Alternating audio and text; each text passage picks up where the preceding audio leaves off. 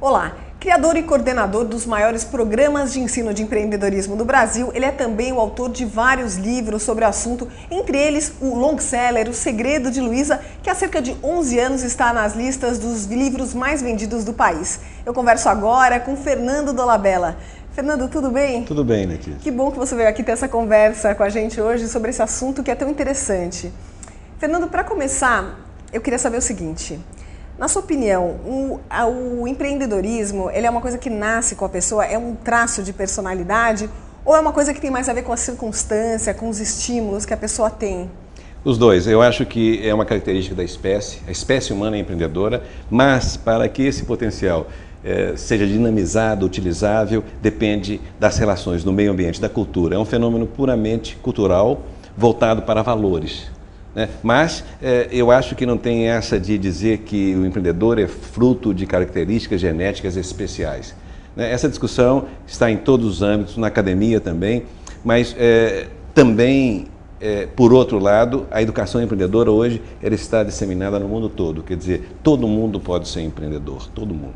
Para você, esse conceito de empreendedorismo não está ligado só a negócio, né? Eu queria que você explicasse como é que você vê. É uma coisa, você pode empreender em vários setores da sua vida, não é mesmo? O conceito nasceu na empresa, principalmente no século passado, ele já é antigo, mas ele já transbordou para todas as áreas da atividade humana. Eu digo que o empreendedorismo é muito mais uma forma de ser do que definido pelo que a pessoa faz, uma forma de fazer.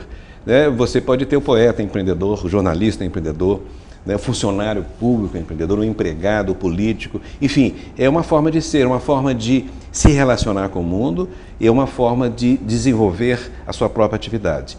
É esse tom, é essa característica que vai dizer se você é empreendedor ou não, e não exatamente a atividade. O empreendedor é alguém que cria, que inova, ele concebe um futuro e transforma esse futuro em realidade.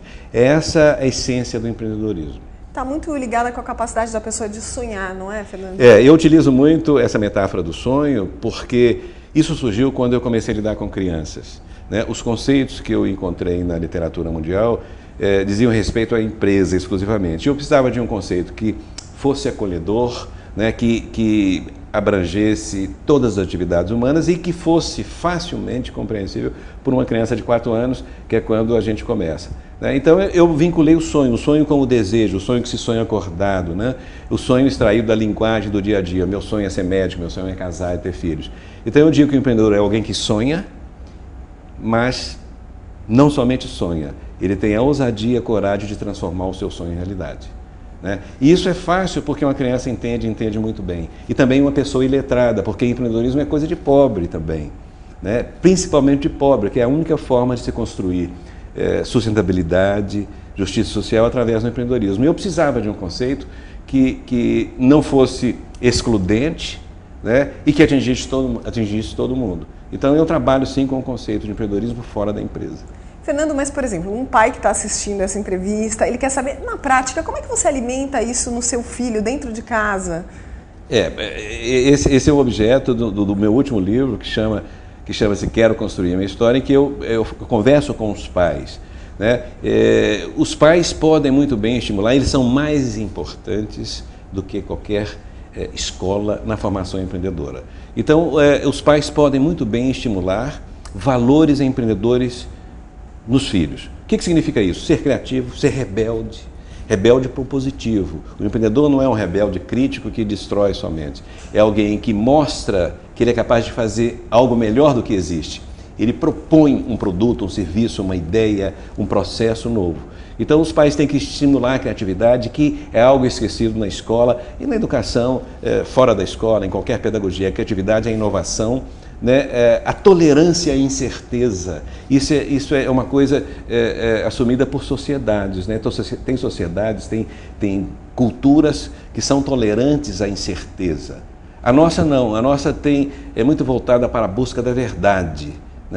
Um só caminho, uma só explicação. É preciso que as crianças sejam estimuladas a trabalhar com riscos. Ninguém gosta de risco. Essa história de dizer que o empreendedor é alguém que gosta de risco é mentira.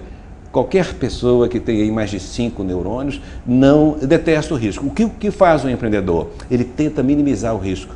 né? Ele não é um aventureiro. Quem assume riscos sem medir, né, sem avaliar esses riscos é um aventureiro, não é um empreendedor. Né? Tanto é que ele cria instrumentos de minimização de risco, que é o plano de negócio, é um instrumento de minimização de risco. Então, mas é preciso dizer para as crianças que o risco faz parte da vida, ele é inerente à condição humana. Né? As pessoas que não são empreendedoras acham que podem viver num ambiente sem risco, o que é um autismo, né? Uma atitude psicótica, infelizmente muito disseminada. O Estado brasileiro contribui muito para isso porque ele oferece a estabilidade. Né? Então, o que a gente vê é que muitos dos nossos jovens brilhantes, jovens universitários, tem um sonho de ser funcionário público, passar no concurso público. E isso vem crescendo, essa procura pelo serviço. Crescendo. Você acha que isso é ruim para a economia do país? É muito ruim. É péssimo. Não que... Eu acho que o serviço público deve acolher e atrair os melhores cérebros do país. Mas não é essa a busca que eles fazem. Eles querem se aposentar aos 22 anos. Né? Fazem um grande esforço para passar no concurso público e pronto, relaxam. Né? Nesse sentido é muito ruim. Um país que inspira isso, né, esse sonho na sua juventude mais capaz, é um país que está procurando problemas. Né? Pra você ter ideia, um indicador da Juno Achievement, que é uma ONG americana de quase um século, ela fez uma pesquisa e viu que 70% dos adolescentes americanos querem ser empreendedores. Né? O empreendedor é que move a economia. Sem o empreendedorismo não há crescimento econômico, não há crescimento do PIB, não há justiça social. Né? Então, o Estado é fundamental que atrai os grandes cérebros, mas o Estado representa custo. Né? Quem gera valor econômico é a empresa. Fernando, e dá inclusive para você ser um empregado empreendedor, tentar empreender dentro de uma empresa. Mas você acha que isso é fácil? As empresas elas têm esse ambiente que propicia esse tipo de iniciativa? É muito difícil pelo seguinte, as empresas elas normalmente são tayloristas, elas normalmente estão sob uma estrutura de comando e controle, são hierarquizadas. E quando você encontra hierarquias fortes, você dificilmente terá um ambiente propício à criatividade, à inovação. Né? A inovação não está vinculada à estrutura de poder, ela não está vinculada ao cargo que a pessoa ocupa, a posição no organograma. Algumas estruturas que a gente conhece muito bem são feitas para impedir a inovação, tipo Igreja Católica, Exército. Né? A inovação se dá no topo. Né? Mas as empresas normalmente têm essa dificuldade, elas precisam de que todos inovem, não basta mais só o chefão inovar, mas elas têm dificuldade de criar um ambiente empreendedor. O empreendedor não sobrevive num ambiente adverso. Ou ele transforma o ambiente ou ele sai da empresa. Então, essa história de falar assim, eu vou selecionar um empreendedor, esse indivíduo, esse empreendedor, na hora que entra na empresa, se ele não encontrar um ambiente propício, ou ele morre ali, o seu espírito empreendedor é amortecido, ou ele sai. Então, o mais importante, a grande dificuldade das empresas, elas sabem que precisam inovar e sabem que precisam de criar esse ambiente, mas a grande dificuldade é a contraposição entre inovação e estrutura de poder. Fernando, a gente percebe que a taxa de mortalidade das empresas aqui no Brasil, acho que cerca de 27 em cada 100 fecha em menos de um ano atualmente. Essa taxa vem diminuindo, mas ainda é muito alta. Você acha que isso está acontecendo porque as pessoas estão se preparando melhor antes de empreender ou é uma questão econômica, o país está realmente um pouco mais estável? Como é que você vê essa mudança, essa melhora nessa taxa que ainda continua alta? Há uma relação muito evidente entre condições econômicas gerais, como o Brasil tem hoje, boas condições, e diminuição da taxa de mortalidade das empresas nascentes. Né? Mas o Brasil, infelizmente, nos indicadores internacionais, ele está em péssima posição.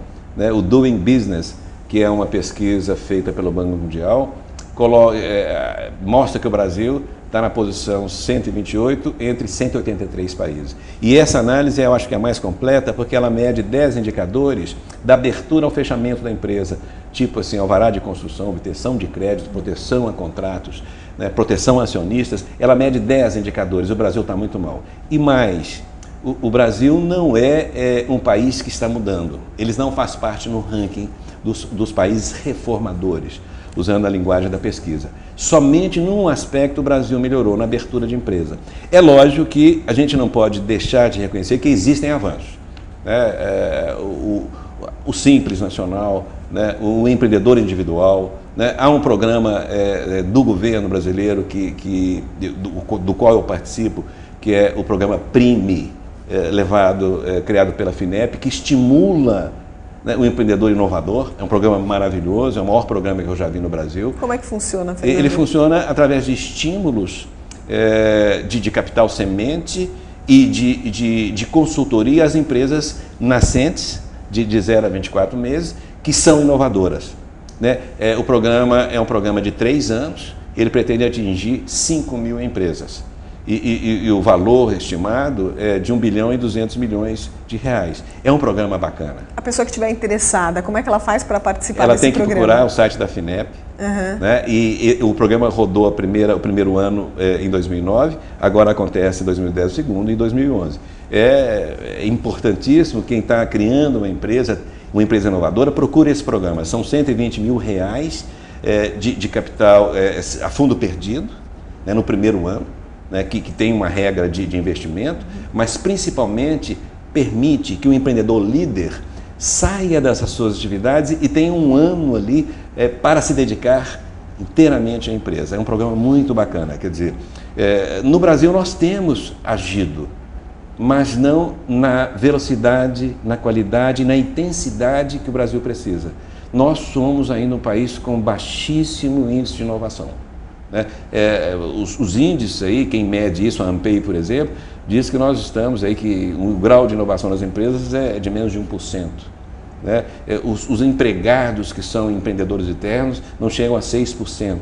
Quer dizer, nós temos que dar nós somos um povo criativo, nós temos uma elite científica muito importante, temos grandes instituições de ensino, né? A educação básica não é tão boa assim, mas nós temos condições de inovar.